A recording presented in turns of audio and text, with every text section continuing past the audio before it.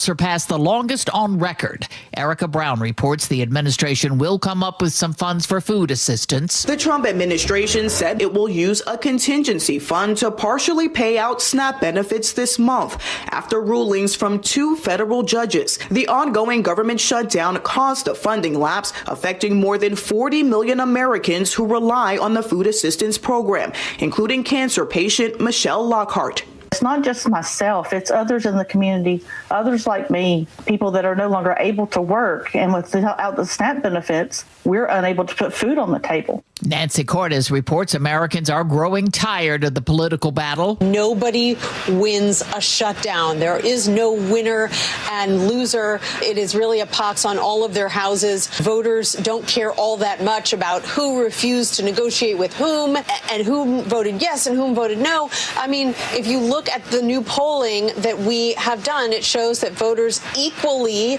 blame Democrats and Republicans. And the flight delays at long security lines continue for flyers, as Chris Van Cleve reports. What's different this time is we're seeing those air traffic control staffing issues occurring almost randomly across the country.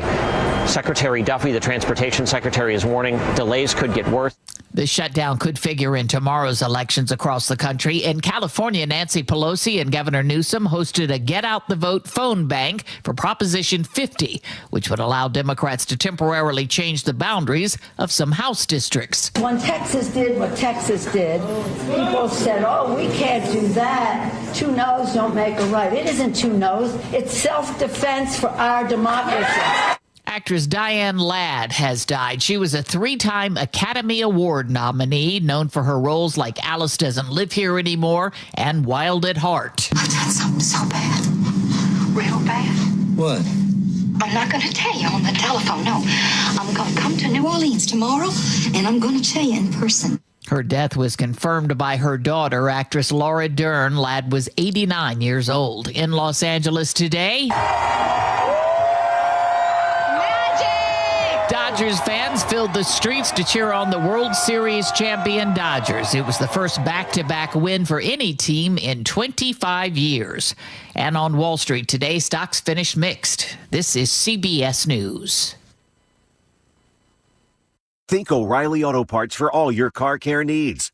Get the parts and service you need fast from the professional parts people at O'Reilly Auto Parts.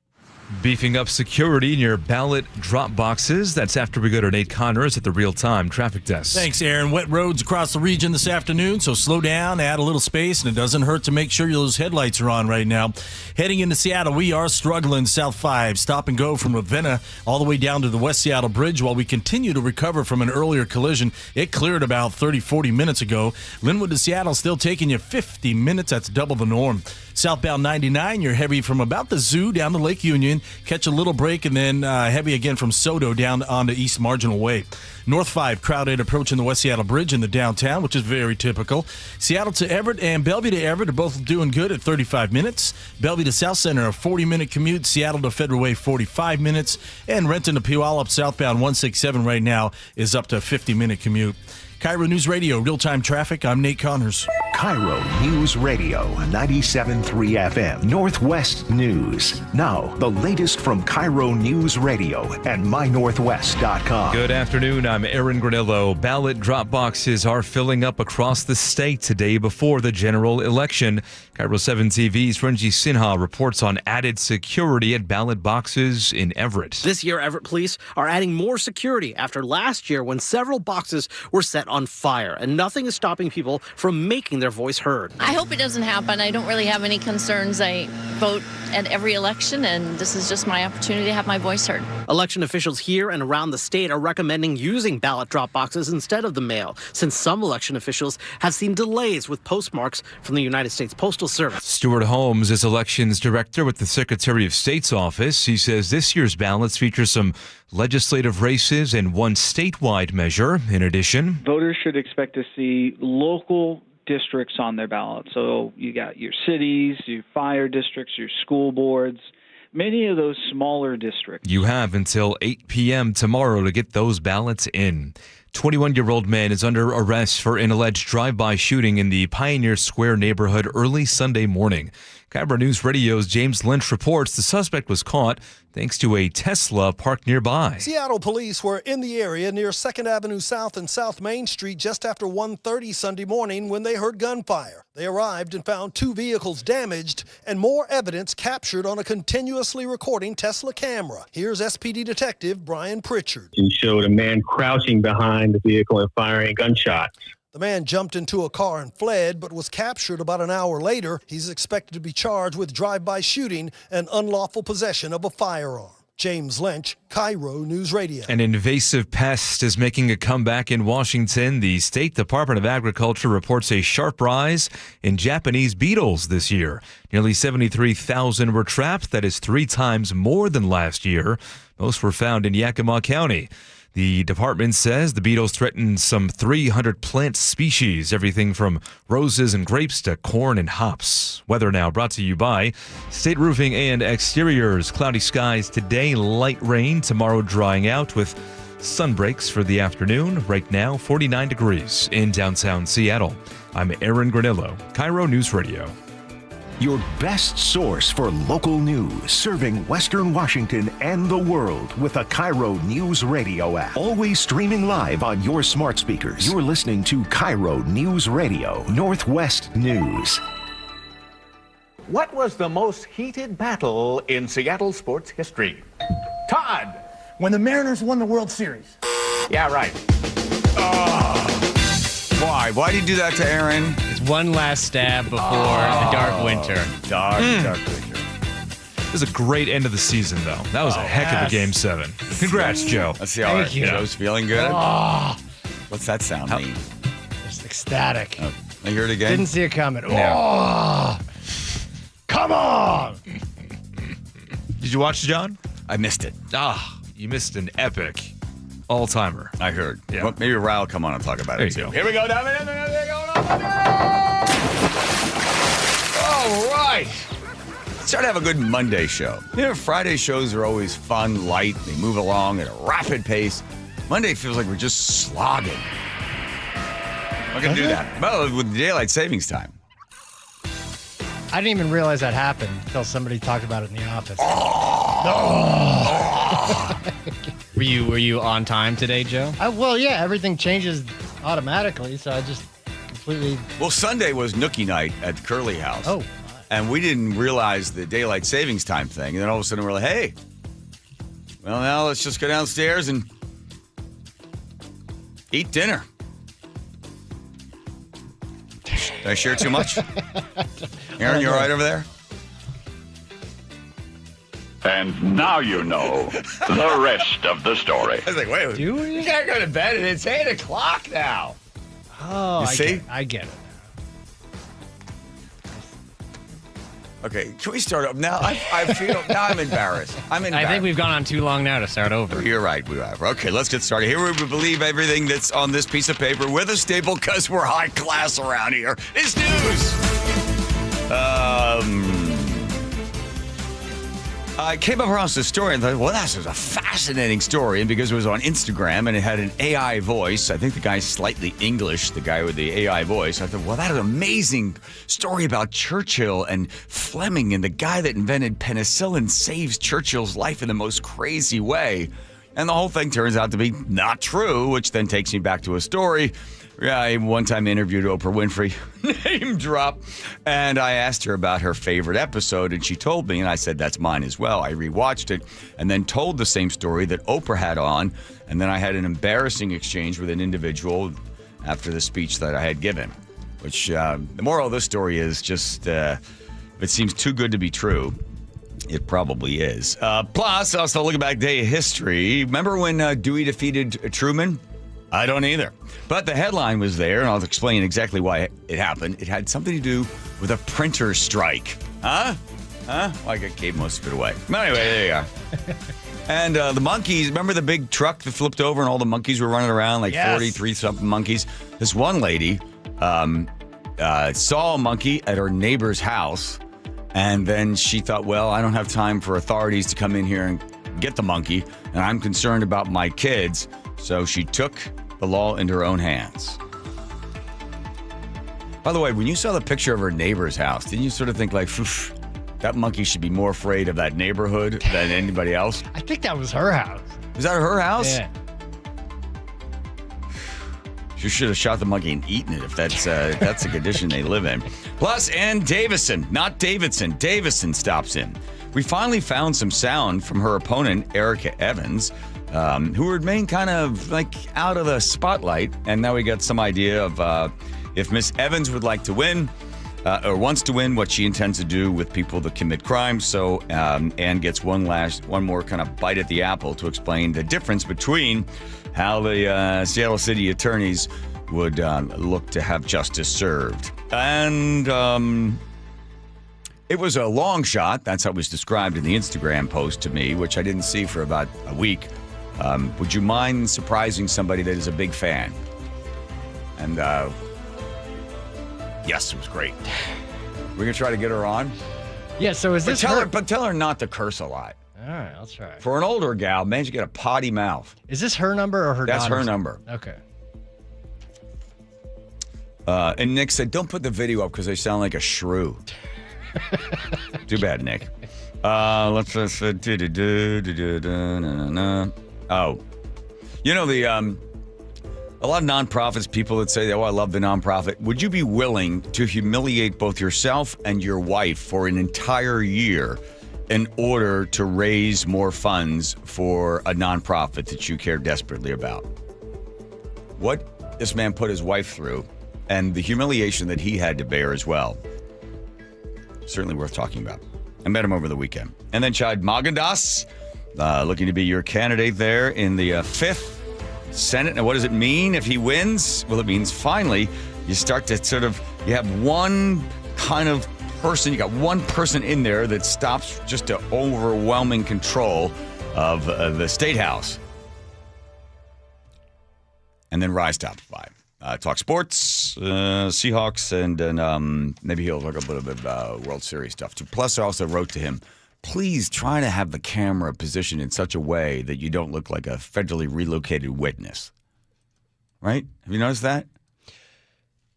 It's not the greatest angle, but also you're judging. A minor adjustment. I'm proud of my kid. I think he's a good-looking young man. But he's like, I don't care about that stuff. Okay, well, you know what? Look at me. I don't want to be on TV either. Here you are. Here I am, all red-faced for some reason. I was thinking.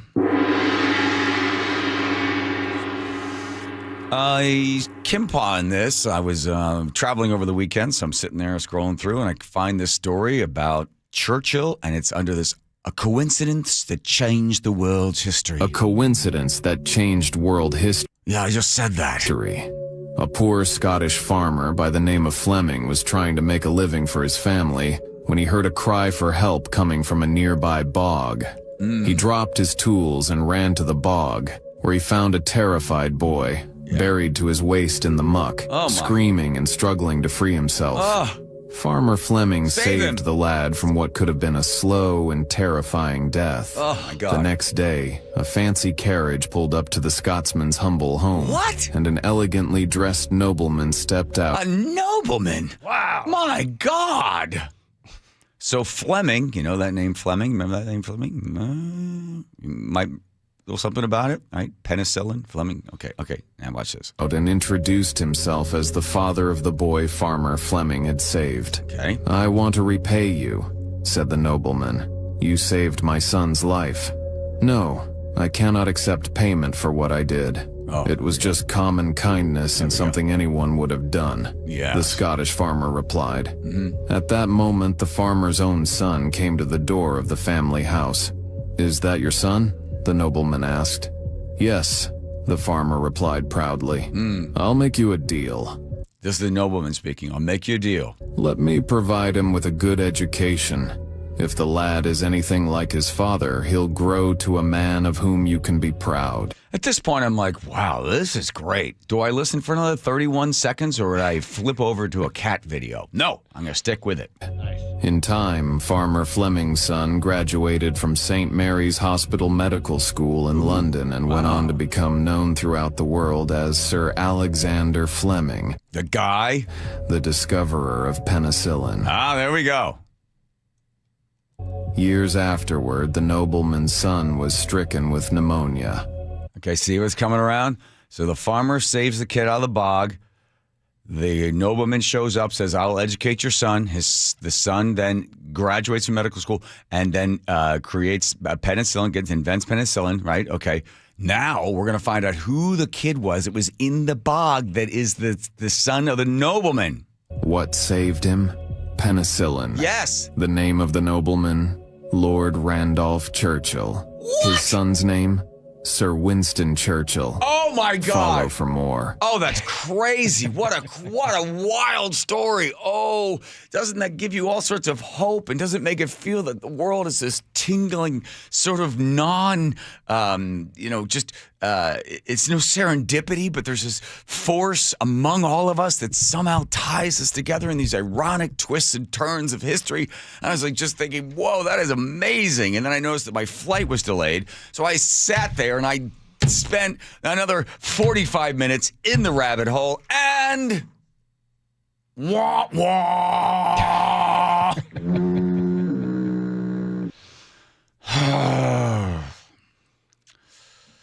Churchill was never in Scotland.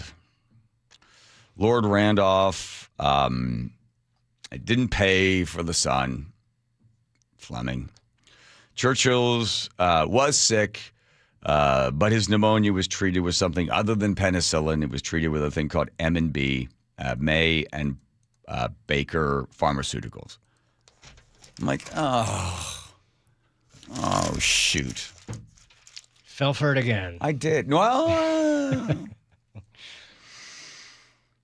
which reminded me of a story. Once I interviewed Oprah Winfrey, and I said, what was your favorite story you've ever had on? You've had so many, Oprah. And she said, oh, my. It was in 2007, the story of the Rosenblatts. I said, oh, I watched that one. She goes, isn't that amazing? Isn't that an incredible story? Will this clip set it up at all, Joe?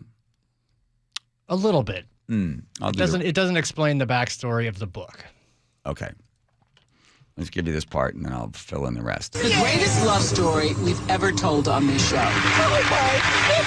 Herman Rosenblatt received international attention for his story about being a hungry little boy in a Nazi concentration camp who was thrown apples every day by a little girl on the other side of the fence.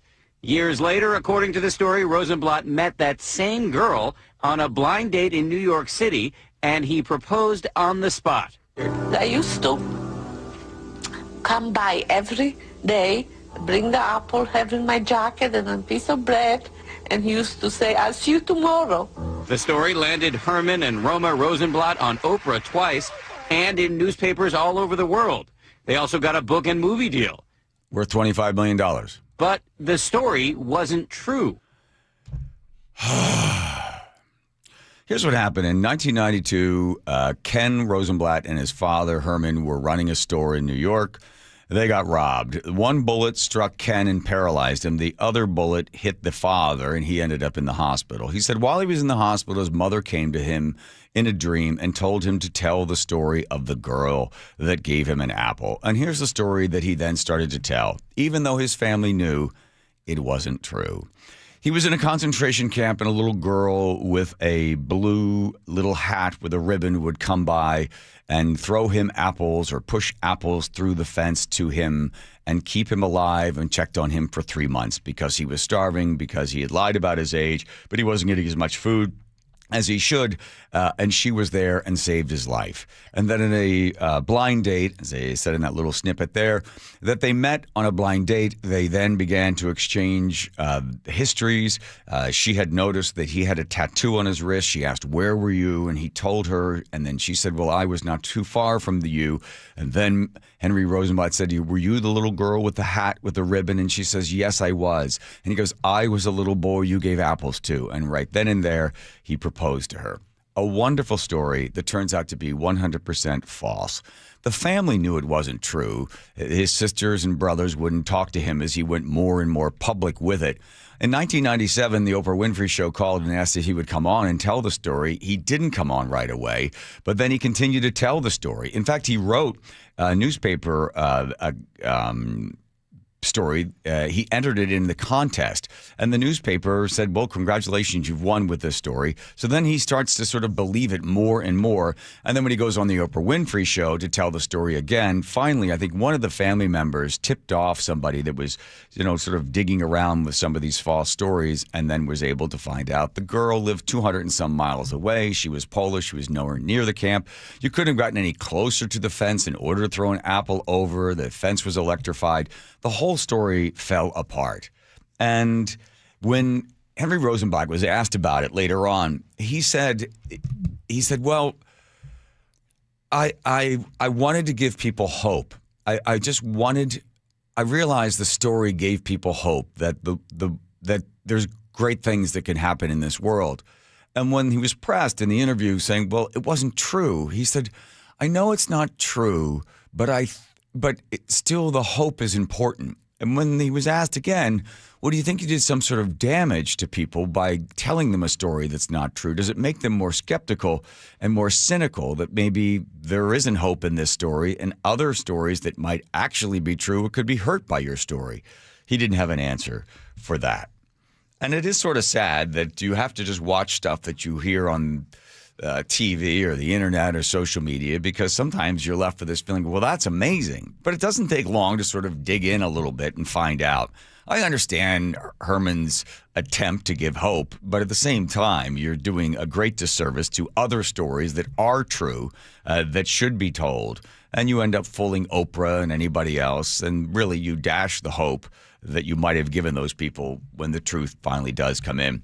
The two of them, the last time I checked, are living in kind of a rundown apartment outside of Florida and shun any kind of public attention from anyone. They have very little money, and the rest of the family has pretty much abandoned them. And so the story that they've told over and over and over again turns out to not be true. So wait, they had to give back all their money? It was canceled. There was a movie called Angel at the Fence, and then apparently Richard Dreyfuss was going to produce it or star in it, and then he dropped it, and then the book deal fell apart, and then there was a children's book that was destroyed as well, because that thing had come out earlier, and then they pulled it all off the shelves and shredded that one up. The reason I tell that is because I saw that story. I interviewed Oprah. So I was giving a speech one day, and I was talking about how, situations you never know, how lives combine. And then at the end of the speech, I'm heading out, getting a cup of coffee. This lady comes over, that story's not true? It's like, "Oh, no, that's true." "Oh, no, it's not true." "That's not true." I was like, what Oprah said. She got a track record of interviewing. Remember when was it Fry that did what is it? Yeah, James Frey. Yeah, something like that. Yeah, Fry, A Million Little Pieces. I wonder how many never just get exposed. Oprah wanted to believe that one. Sure did. You have a gong there, kind of finish that one off there. Boom. There we go. Here comes Nate checking traffic. Nathan. This one brought to you by Seattle Sports. All right, South 5, stop and go from Lake City Way to the West Seattle Bridge from an earlier collision. Linwood to Seattle has improved from our last report. We're down to a 40-minute trip, still about a 15-minute delay. Seattle to Everett and Bellevue to Everett are up to 45 minutes. I-5 crowded between Shoreline and Linwood. 405, you've got scattered backups between Kirkland and Canyon Park. Everett's doing all right. You've got a little slowing between the Boeing Freeway and Highway 2. Then you're going to break free. Our Lake Bridges are all all clear. Seattle to Federway is a 50-minute commute. You're pretty heavy from MLK Junior Way all the way down to State Route 516. Tacoma to Olympia looking great this afternoon, taking just 35 minutes. Search Seattle Sports on YouTube and click subscribe to get fresh video content daily. KIRO News Radio, real-time traffic. I'm Nate Connors. Tell you something, this was the best. I kept hearing these ads on KIRO Radio, and it was like, if you're over the age of 50, you don't want to wear contacts or readers anymore, you should check out K2VisionRLE.com. I was like, well, I had horrible eyes. In fact, I went to my doctor. He's like, well, you need another prescription. So every year, I was getting another prescription, like $400, another prescription. I kept thinking, this is ridiculous. So I go in and meet Dr. Kopstein there at K2 Vision RLE, and he says, listen, don't get too excited. If it's not going to have a great result, I'm not going to do this. I might ask you to come back in 10 or 15 years. Now, he didn't know. Then I went to another place that does the same sort of stuff, and they didn't say that. So I was thinking, I like this. He's not going to do it unless I get great results. So he takes a look at my eyes. He goes, man, your eyes are in terrible shape. Plus, you get a little cataract in your right eye. So I sign up. I get the procedure. 5 minutes, one eye, 5 on the other. As Dr. Kopstein likes to say, about 2 Beatles songs. So I go back in, I think 2 days later, I got 20/20 vision. This is great. K2VisionRLE.com. So no more readers, no more glasses, no more contacts.